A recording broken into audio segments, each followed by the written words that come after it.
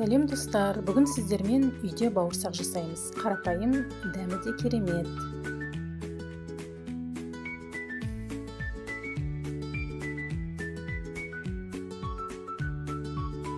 Жылы су және жылы сүт құямыз, үстіне қант саламыз, тұз қосып араластырамыз.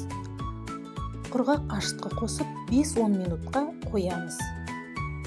Сұйық май құйып, ұн салып, қамыр илейміз.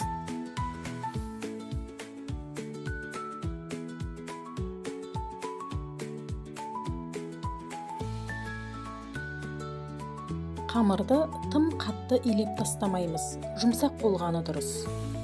Және қамыр қолға жабыспайтындай болу керек. Жылы жерге қойып, қамырды көтереміз.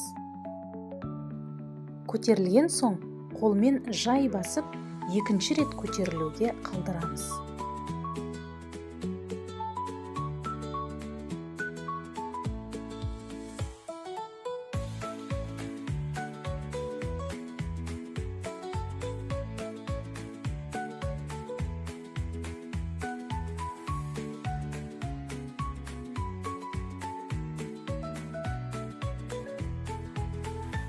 Енді қамырды жайып, бауырсақтарды кесеміз.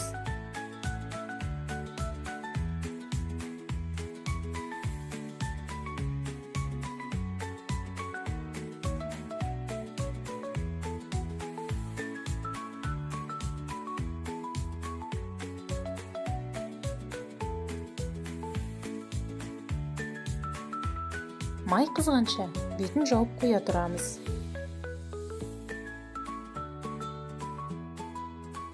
Қызған майға бауырсақтарды салып, екі жағында қызартып, әдемі етіп пісіреміз.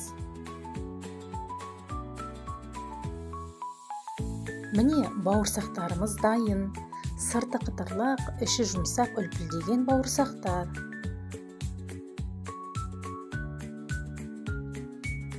Дастарханыңыз әрқашан берекелі болсын.